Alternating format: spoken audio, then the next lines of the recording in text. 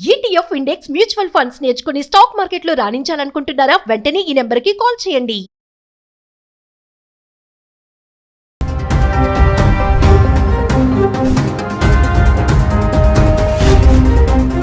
Hi hello namaste, welcome back to Suman TV. Present మనతో పాటు ఉన్నారు chairman of national security studies UGC centre for human security studies founder and executive director Kanneganti Ramesh Babu గారు. Namaste sir. నమస్తే నవీన్ గారు. Namaste sir, యుఎస్ఏలో ఇప్పుడు భారతీయుల్ని record స్థాయిలో deport చేస్తున్నారు. అంటే ఇల్లీగల్ ఇమిగ్రెంట్స్ అందరినీ ఏరి పారేస్తున్నాడు అనుకోవచ్చు.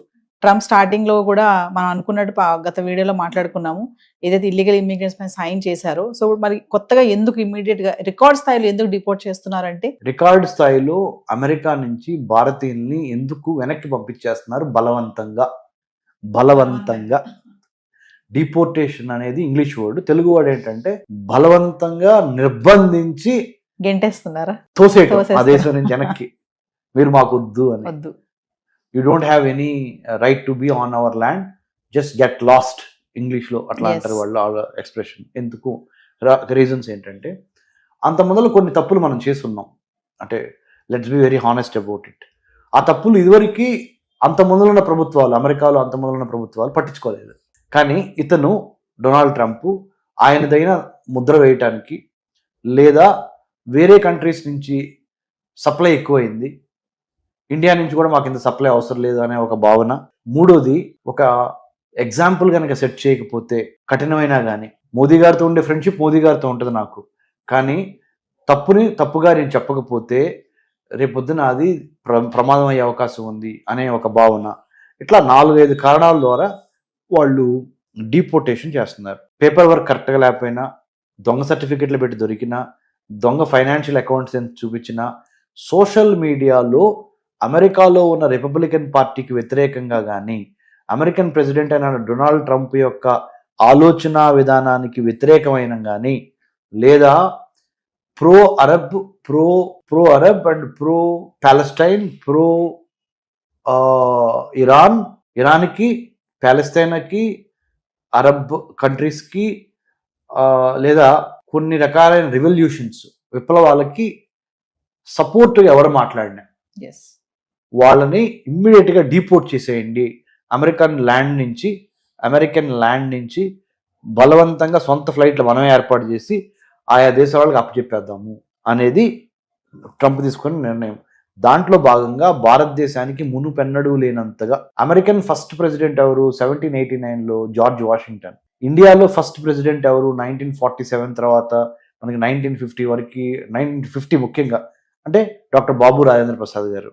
సో ఈ మాట ఎందుకు చెప్పానంటే, అక్కడ అమెరికన్ ఫస్ట్ ప్రెసిడెంట్ని, ఇక్కడ మన ఫస్ట్ ప్రెసిడెంట్ ఆఫ్ ఇండియాని ఎందుకు ఉదాహరించానంటే, ఇంతవరకు చరిత్రలో ఒకేసారి అమెరికా నుంచి గత 78 ఏళ్లలో, మన స్వతంత్రం వచ్చి 78 ఏళ్ళు అయింది.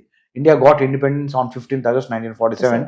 Till today it is we are 78-year old nation or 78-year young nation. మనం భారతదేశానికి 78 ఏళ్ల యువ దేశం భారతదేశం.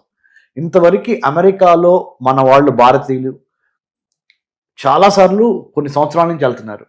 మరి ముఖ్యంగా 78 సంవత్సరాల్లో గట్టిగా సగం అంటే 40 సంవత్సరాల నుంచి అమెరికాలో మన వాళ్ళు ఎక్కువ వెళ్తాం జరుగుతుంది. అంటే 1985 నుంచి ఇప్పుడు వరకు ఈ ఒక 25 ఏళ్ళు, అయ్యో 15 ఏళ్ళు, అంటే 40 ఏళ్ళు అమెరికా వెళ్తాం అనేది ఎక్కువైంది భారతీయులు.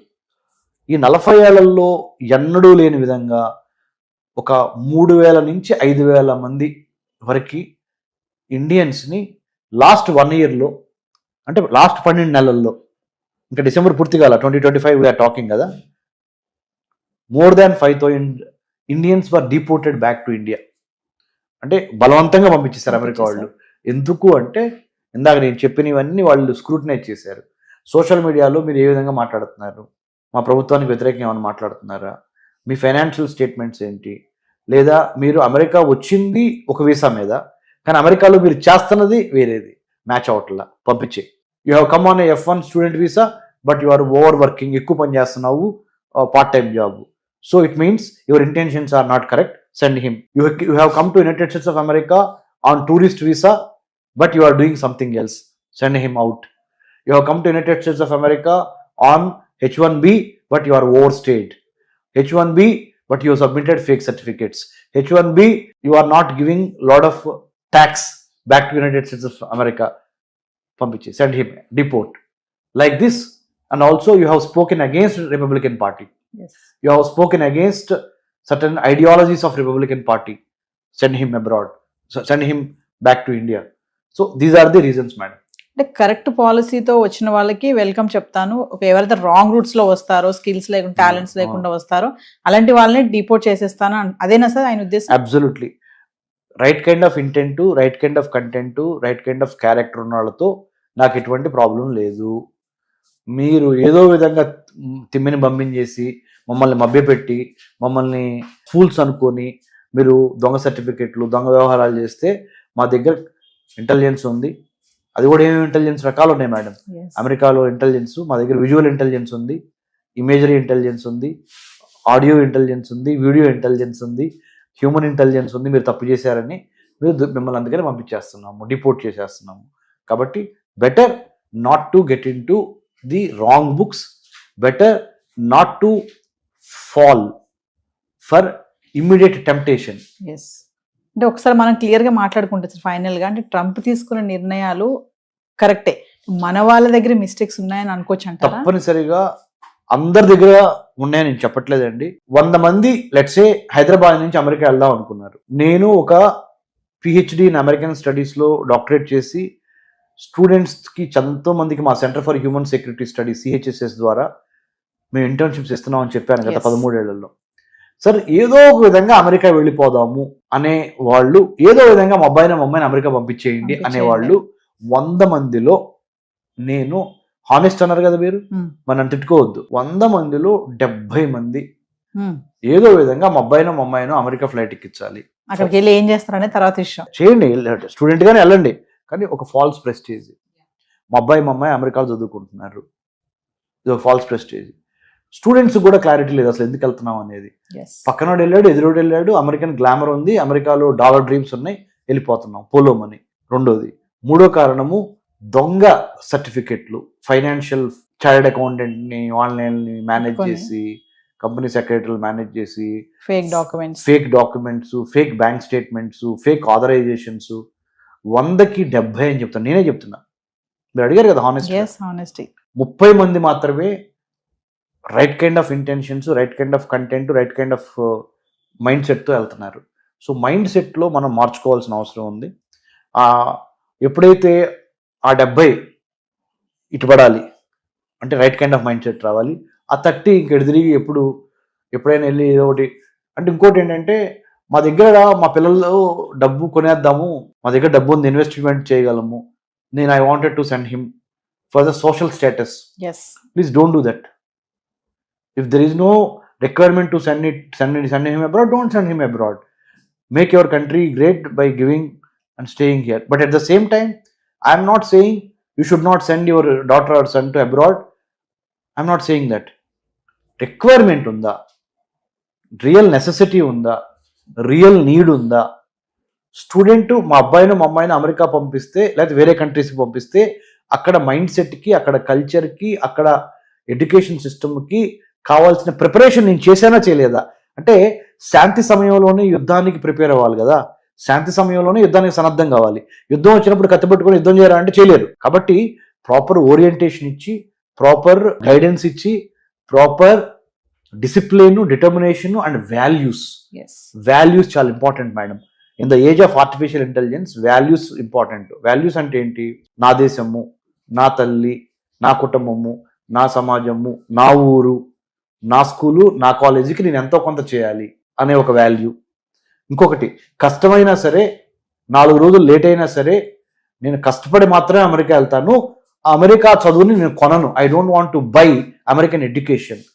If there is a need to study in America, I will evaluate why I need to study, when should I study, how much should I study, why am I going there, what is the purpose of me going to United States of America. First question is, what is the purpose? మీ ఉద్దేశం ఏంటి? మీ intent, what is the intent? Why do you wanted to go to United States which you don't get in India? ఇండియాలో లేనిది ఏంటి, అమెరికాలో వస్తున్నది ఏంటి? దానికి అన్ని మీ స్ట్రెంగ్త్, మీ వీక్నెస్, మీ ఆపర్చునిటీ, మీ థ్రెట్, స్వాట్ అనాలిసిస్ అంటారు, SWOT, అది చేసుకున్న తర్వాత మాత్రమే వెళ్ళాలి. అందుకనే నా దగ్గరికి ఎక్కువ మంది స్టూడెంట్స్ రారు. ఎందుకంటే మీరు అన్నట్టుగా నేను ఓపెన్గా సబ్జెక్టివ్ కాదు ఆబ్జెక్టివ్గా ఉన్నది ఉన్నట్టు మాట్లాడుతున్నాను. కాబట్టి నా దగ్గరికి అమెరికా వెళ్ళే స్టూడెంట్స్ చాలా తక్కువ మంది వస్తారు. పేరెంట్స్ కూడా నా దగ్గరికి పంపించరు. వాళ్ళకి చక్కగా స్వీట్గా మాటలు చెప్పి షుగర్ కోటింగ్ ఇచ్చి మీరు అమెరికాలో అది చేస్తారు ఇది చేస్తారు అనే కన్సల్టెన్సీస్ కొన్ని వందలు ఉన్నాయి. ఆ కన్సల్టెంట్ మాయలో పడి వాళ్ళకి ఫీజు చెల్లించుకొని కట్టలేనన్ని లోన్స్ తయారవుతుంది. మీకు తెలుసా? మా నాన్నగారు ఒక వ్యవసాయ కూలి. నేను డిగ్రీ వరకు తెలుగు మీడియంలో చదువుకున్నా. ఇంటర్మీడియట్ తప్పినోడిని. ఒక్కసారి ఇంటర్మీడియట్ తప్పిన తర్వాత టాప్ చేశాను. BA, MA, MPhil, PhD in American studies, post doctorate from Israel and United states. కష్టపడి స్కాలర్షిప్ సంపాదించి వెళ్ళా. నేను మళ్ళీ అదే చెబుతున్నా పేరెంట్స్కి, దయచేసి మీ అబ్బాయినో మీ అమ్మాయినో వాళ్ళు సరిగ్గా అన్నం తినట్లేదు, లేకపోతే సరిగ్గా అలుగుతున్నారు, పంపించకపోతే ఏడుస్తున్నారు, మన దగ్గర డబ్బులు ఉన్నాయి కదా, మన దగ్గర ఆస్తులు ఉన్నాయి కదా, తాకట్టు పెట్టి ఎడ్యుకేషన్ లోన్ తీసుకొని పంపిద్దాము, ఇది మానేయండి. ఎందుకు చెప్తున్నానంటే ఎడ్యుకేషన్ లోన్ అనేది ఒక పెద్ద ఉరితాళ్లాగా అమెరికాలో కానీ ప్రపంచంలో యూరోప్లో కానీ ఇమ్మీడియట్గా చదువైపోగానే ఉద్యోగాలు రావటం లేదు. దయచేసి దూరపు కొండలు నునుపు ఇక్కడే కూర్చోబెట్టి కావాల్సిన సరైన నాలెడ్జ్, స్కిల్, యాటిట్యూడ్, విల్లు అన్నీ ఇచ్చి అప్పుడు యుద్ధంలోకి పంపించండి. ఒక అడుగు లేట్ అయినా. Okay, so this is my humble appeal to the parents.